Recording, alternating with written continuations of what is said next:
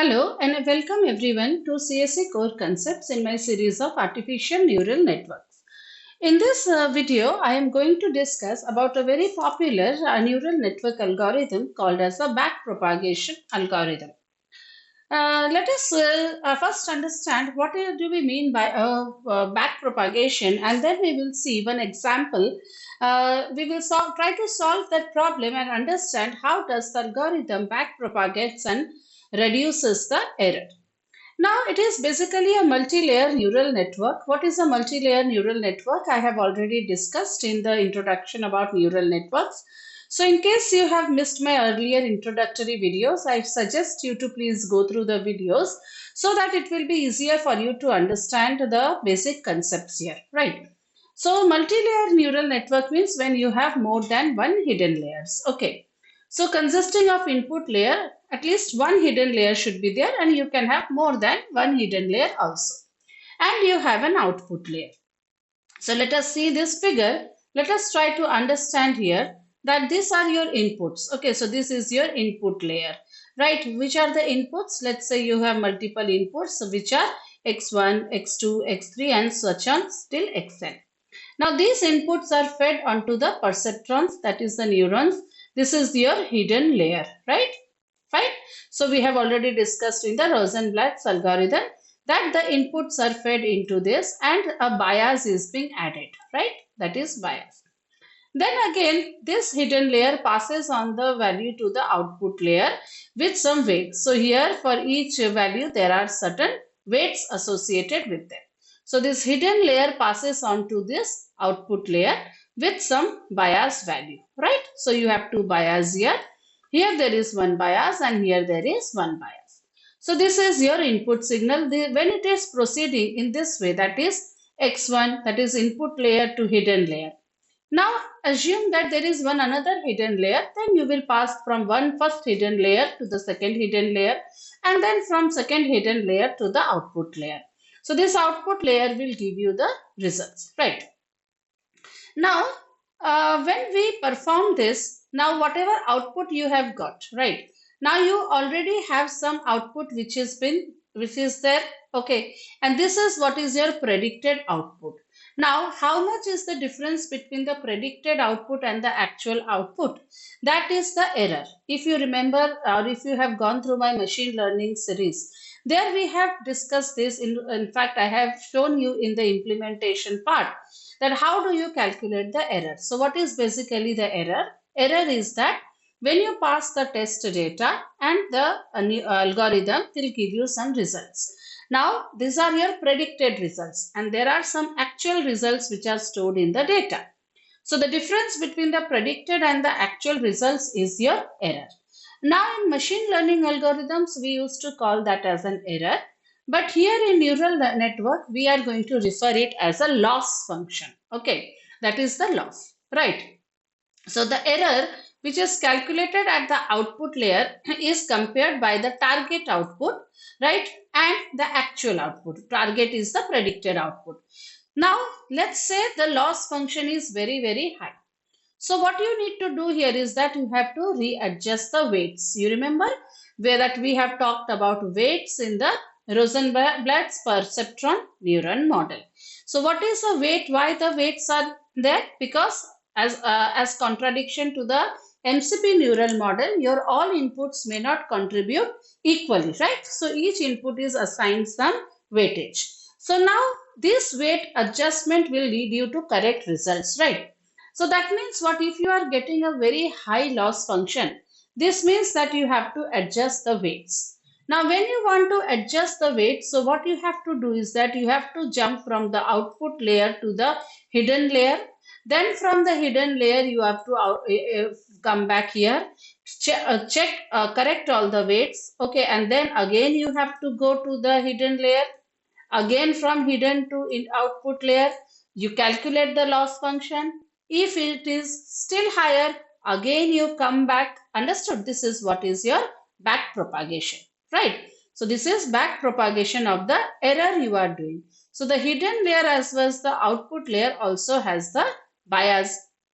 So what we do here is that in case of back propagation, first you have a training phase. So the training algorithm says that it uses the binary sigmoid function. Now I hope you have gone through my earlier video on the activation functions. Otherwise you won't understand here. So sigmoid function was it is a binary, it is used majorly for the binary classification problem, right? So here this algorithm will use the sigmoid activation function. And when do we need to use the activation function? That is when we multiply each input with the weights, we sum them up, we add bias to it, and then we pass it on to the activation function, right? Now training has three phases here. First is the feed forward phase. What is the feed forward? That from the input layer you pass on the data to the hidden layer by multiplying it with the weights. Then again you multiply it with the weights to pass to the output layer. This is the feed forward phase. Now when you go to the output layer you have some error loss function. So you see how much is the loss function. So if you want to reduce the loss function, you have to back propagate. So back propagate means you have to come again from the output layer to the input layer in a backward direction. Then you have to update the weights, right? And again you have to keep on doing it unless you get the loss function as minimum as possible, right? So after updation of weights, again you go in the feed forward phase. Again you compute the loss function. If still it is higher, come back propagate, adjust the weights, again go to the feed forward phase. This is how your algorithm takes place. So initially the weights are assigned some values and the error value is computed. So the error value is calculated. What is the error here or the loss here? That is how much, what is the difference between your model output and the actual output. You update the weight values and again you check the error. Repeat the process until the error becomes as minimum as possible.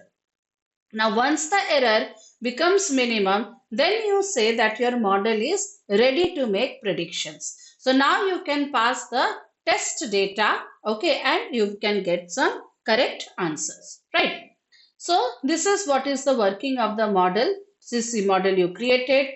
You compute the error. If the error is minimum, if it is no, you update the weights, again go to the training phase and so on till your error is minimized and then your model is ready to make predictions. So let us see one example here. That say we have been given one input and we will get some desired output. Now your input is 0, then your output should also be 0. If your input is 1, your output should be 0. If your input is 2, your output should be 4. Right? This is what is your desired output.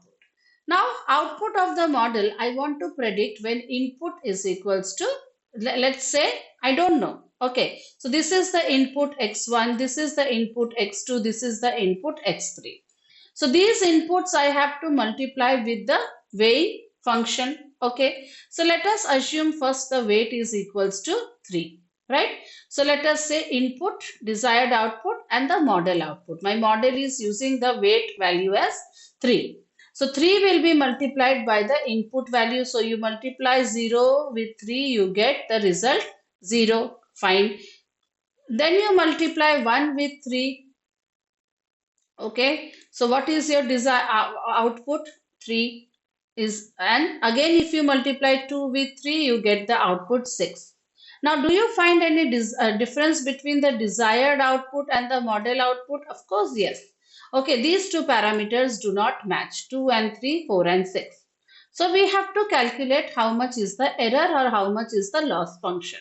So the absolute error we are going to compute. Okay, so that is absolute error means your error between these two, that is error between the model output and the desired output, that is 1.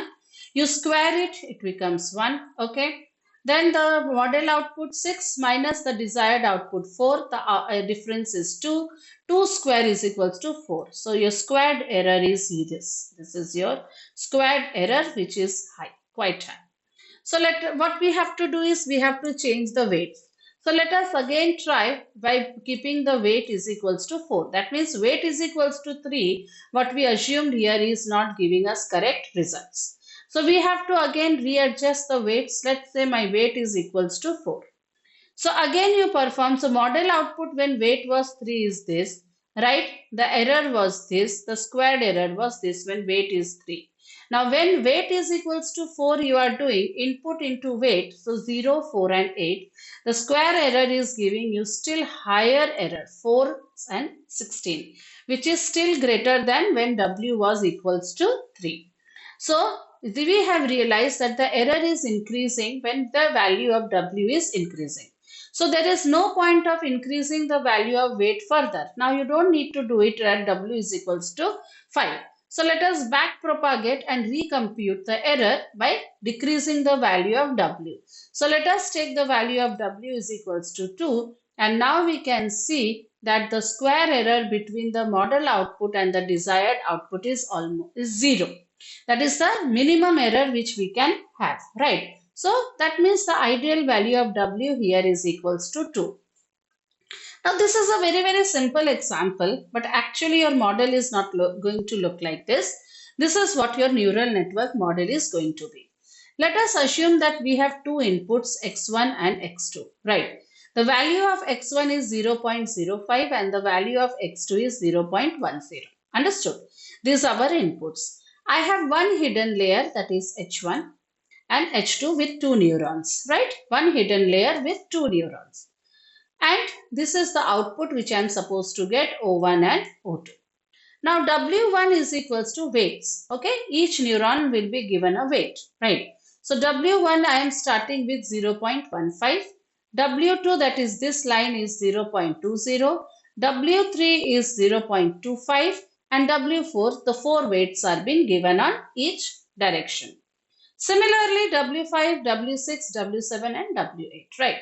Now how this is the value of bias? B1 is 0.35 and bias B2 is 0.60. Now what you are supposed to do? You are going to multiply the weights, right? So how do you do it? Let's say your output, desired output is that O1 should give you 0.01 and O2 should be your 0.99. This is your desired output, right? So W1 to W8 are the weights that each nodes are carrying. So when the actual output reaches the desired output, we are going to stop the algorithm. That means we want to perform this as till we are getting these results, right? So let us compute the first value of H1. H1 is this hidden layer. What will be the output? Because whatever output your H1 will serve as an input to the next layer. Understood? So what will be the value of H1? So H1 is getting input from two ways, from this arrow and from this arrow, right? So what does this mean? Input, that is X1, that is 0.05 multiplied by 0.15. That is this weight. This is the weight on this node, plus X2 is 0.10 multiplied by what is the weight on this arrow? That is your 0.1. Okay, so just a minute. Yeah, so W1 into X1, right, plus W2 into X2 plus your bias. So what is your bias here? The bias here is given as your 0.35. Understood? So let us see here what are the values, what is the output you are getting. You are getting some output as 0.377. Now next go to compute H1 out. See, this is just your H1 which you got by multiplying X1 into W1 plus X2 into W2, that is plus the bias. That's all you have done. Okay. So what is your value here? 0.1, that is the value of input, and this is your weight, that is 0.20. Understood? So you got your H1. Now this has to be passed under the activation function. Perfect. So what is the activation function we are using here? We are going to use the sigmoid activation function. So what is the formula of sigmoid activation function? 1 divided by 1 plus e raised to the power minus x. So what is your x here? This in H1 in. Okay, H1 input is your 0.377. Now, what output will go from H1 after the activation function is applied? So, when you are applying this formula, 1 plus 1 divided by 1 plus e raised to the power minus 0.377, this is the answer which you will get. That is 0.5932. So, 0.5932 will go from here. Okay, fine. Similarly, we have to do for H2. So if you want to do for H2, what is the H2 in here? H2 in is what? X1 multiplied by 0.25 plus X2 multiplied by 0.30 plus the bias, that is 0.35. Okay. So when you do this, your answer is 0. Some answer you will, some value you will get, and then you have to pass this value to the activation function. This calculation I have skipped here. You can perform the calculation and you can pass that value to the sigmoid function. So H2 you are getting as 0.5968. Now these are the outputs from H1 and H2. Now these H1 and H2 have to be again multiplied with this weight function plus the bias to get the desired output. So H1, so for O1, what is your output? H1 multiplied by 0.40 plus H2 multiplied by your weighing factor, right? What is your weighing factor? This is, I think, 0.45, right? Similarly, for O2, it is H1 multiplied by weight W7 plus H2 multiplied by the weight W8 plus your bias. That is your O1 input, right? So O1 input will become output as what? After you apply the activation function. So when you perform the activation function, this is the O1 input. You are getting this as the input, right? 1.105. When you apply sigmoid function on this, the output you are getting is 0.7513. Same for O2 is 0.7729. Now this is what you are getting from the model. Now is this your actual output, desired output? It does not seem so. So if it is not the desired output, then we have to find out the error. Okay, so the loss error is equal to desired output minus the actual output square into half. Half is the constant. So the error 1 for output 1, you are getting the error as how much loss function for output 1? 0.274, and for O2 you are getting the error 0.0235. Quite high error, right? So the total error is your 0.2983. So what you have to do? You have to readjust the weights. So if you want to readjust the weights, you have to perform the back propagation.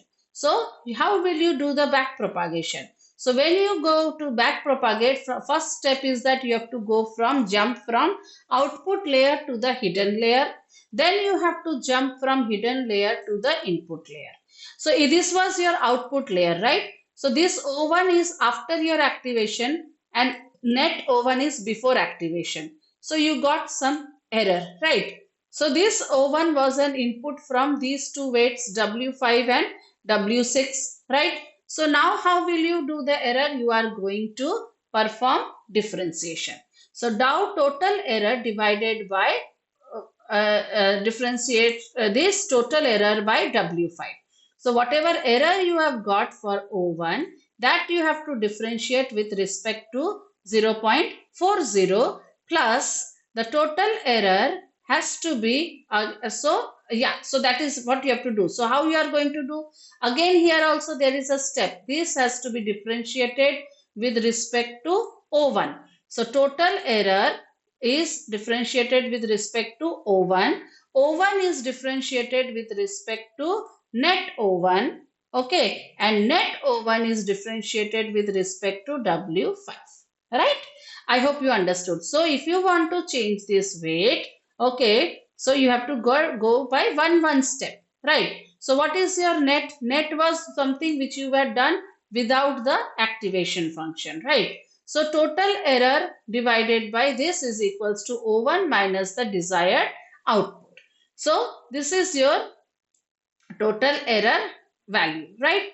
Now O1, so one thing we are solving here. Total error divided by this first term we have solved here. I hope you understood, right? This first term, right? So this is equals to what? Total error minus the desired output. So total error is 0.7513 minus the desired output for O1 was what? 0.01. So this is value we got. Second, we have to solve this term. So this term will be solved as what? O1, 1 minus O1, that is 0.1868, and third term that you have to solve here is this one. Okay, so this is your H2 out, that is differentiation of net O1 divided by this. See, if you are doing net is equals to H, what was your hidden layer value? Hidden layer value is the one which you are getting after dividing, because you have multiplied, right? You have multiplied the H2 with your W5. So you got net 1. So if you again want your H2, so how will you do? Divide it. So 0.5968. So when you solve this problem, solve these three terms we have got. If you multiply these three terms, you get 0.0826. So the weight of W5 which you are going to update is W5 minus alpha and this total error. So what is alpha? Alpha here is the learning rate.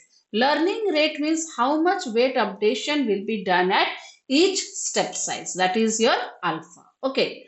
So it is a configurable parameter. So you can change the value of alpha, that at each point you want to update the weight by only 0.1. So but if you are making the value of alpha very less, then at every step the growth is very less. Understood? So you can take a very high value of alpha, then the jump will be very bigger. So you have to go at a moderation speed. Understood? Similarly, in this way you are going to update the weights of W6, W7, W8 from hidden to output layer.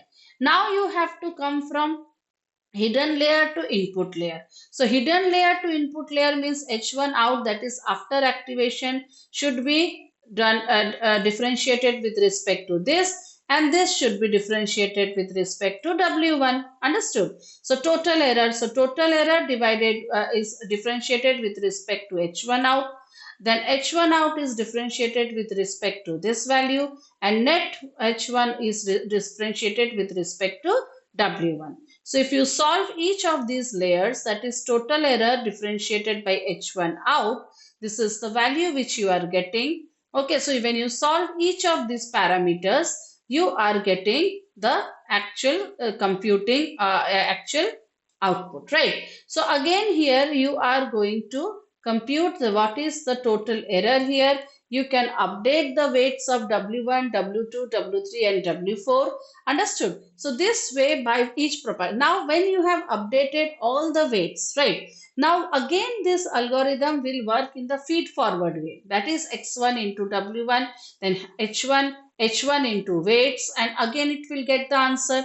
So the steps are being repeated again from here, right?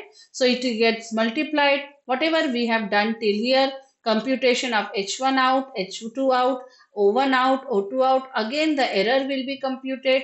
If the error is again high, again you have to back propagate from one layer. Now you imagine here you had only one hidden layer. But if you have multiple hidden layers, then at each step you have to perform the back propagation, right? So this is how the loss function gets minimized. So I hope you understood the basic calculation, how it is performed in the back propagation algorithm. So please go through all my earlier videos so that you can have a clear understanding of the artificial neural networks. So don't forget to like, share and subscribe to CSE Core Concepts. Thank you.